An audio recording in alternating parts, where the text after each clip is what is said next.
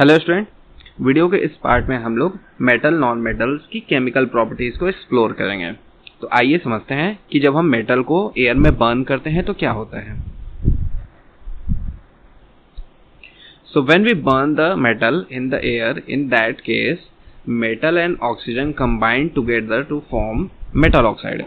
जब मेटल को एयर में बर्न किया जाता है, बर्न करने का बेसिक मतलब होता है कि हम किसी भी मेटल का ऑक्सीजन से रिएक्शन करा रहे हैं। तो जब आप मेटल को ऑक्सीजन से रिएक्ट कराओगे तो मेटल ऑक्साइड बनता है। सो आप यहाँ देख सकते हो कि कॉपर का ऑक्सीजन से रिएक्शन कराने पर कॉपर ऑक्साइड बनता है जो कि ब्लैक कलर का होता है।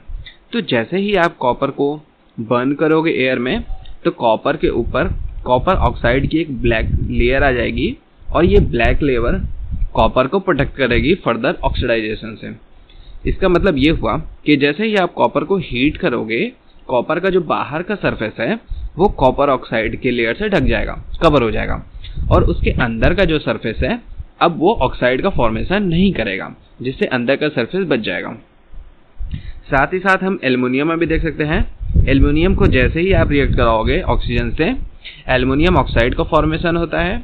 एल्युमिनियम ऑक्साइड की जो बाहर की लेयर बन जाएगी वो एल्युमिनियम के अंदर की लेयर को प्रोटेक्ट करेगी। हमें पता है कि जो मेटल के ऑक्साइड्स होते हैं वे बेसिक नेचर के होते हैं, बट कुछ मेटल के ऑक्साइड ऐसे होते हैं जैसे कि एल्युमिनियम ऑक्साइड और zinc oxide.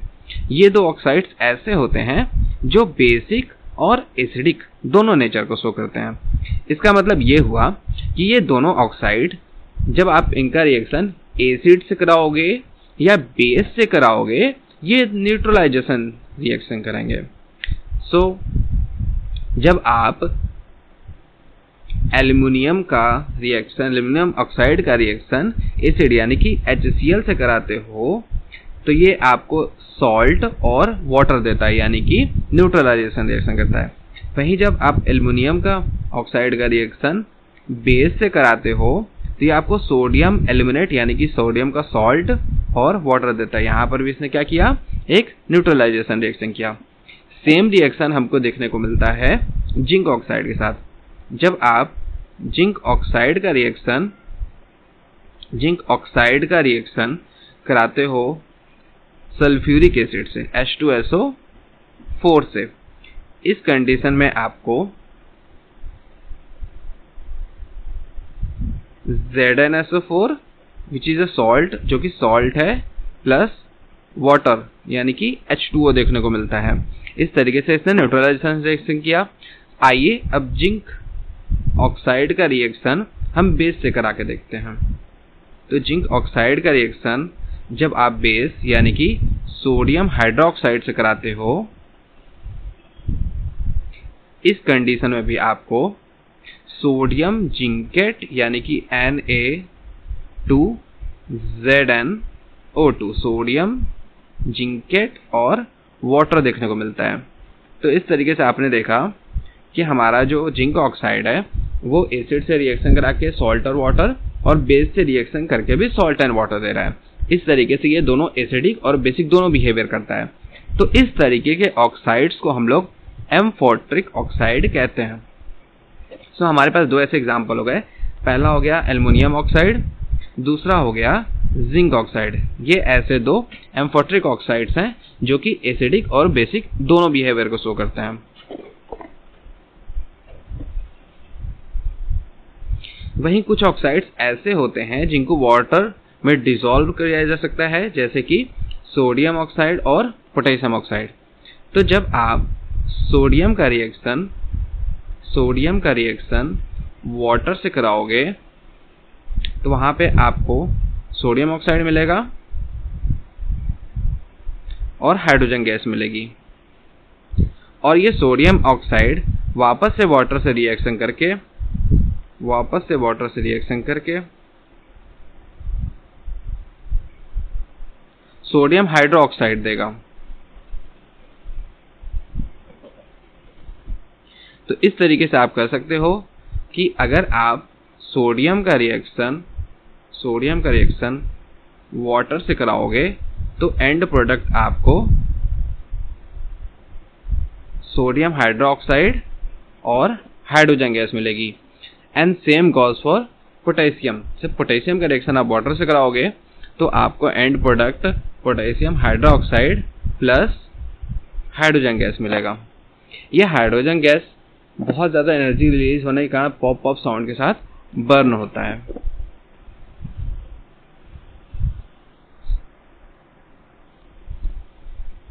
So all the metal do not react with oxygen at the same rate. सारे मेटल ऑक्सीजन के साथ एक ही रेट पर रिएक्ट नहीं करते हैं।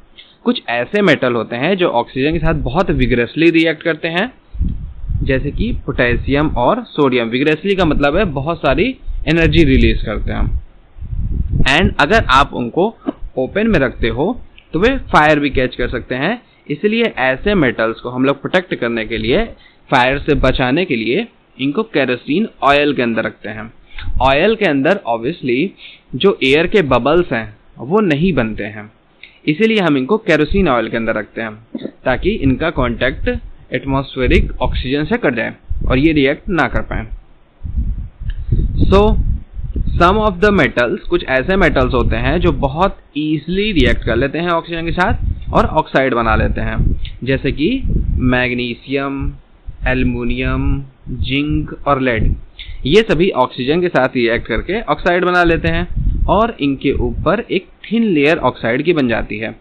इस थिन लेयर के बनने के कारण ये जो मेटल्स होते हैं फर्दर ऑक्सीजन से रिएक्ट नहीं कर सकते हैं, इसीलिए ये जो थिन लेयर है इनको ऑक्सीडाइजेशन से बचाती है।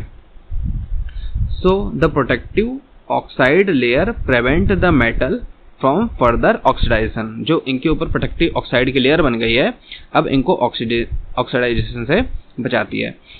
आयरन हमारा एक ऐसा मेटल होता है जो कि बर्न नहीं होता है। जब आप उसको हीट करोगे तो बर्न नहीं होगा, बट अगर आप आयरन की फिलिंग्स ले लो, फिलिंग्स का सिंपली मतलब है आयरन के बहुत छोटे छोटे टुकड़े ले लो, उसका पाउडर जैसा बना लो, उस कंडीशन में आयरन बहुत विगरसली रिएक्ट करता है और स्प्रिंकल देता है। इसका मतलब ये हुआ कि आयरन के बहुत छोटे छोटे अगर आप टुकड़े कर लेते हो और फिर उसको बर्न करना चालू करते हो तो ये बहुत विगरसली रिएक्ट करेगा, बहुत ज़्यादा एनर्जी रिलीज करेगा और स्प्रिंकल देगा। कॉपर बर्न नहीं होता है, बट द हॉट मेटल, जब आप कॉपर को बर्न करने का ट्राई करोगे तो उसके ऊपर कॉपर ऑक्साइड की एक ब्लैक लेयर लग जाएगी जो कॉपर को ऑक्सीडाइज होने से बचाएगी। वहीं हमारा जो सिल्वर और गोल्ड है वो ऑक्सीजन से रिएक्ट नहीं करते हैं हाई टेम्परेचर पर भी। सो आपको आई होप इतना समझ में आ गया होगा। इसके बाद की बात हम लोग नेक्स्ट पार्ट में करेंगे। Thanks for watching.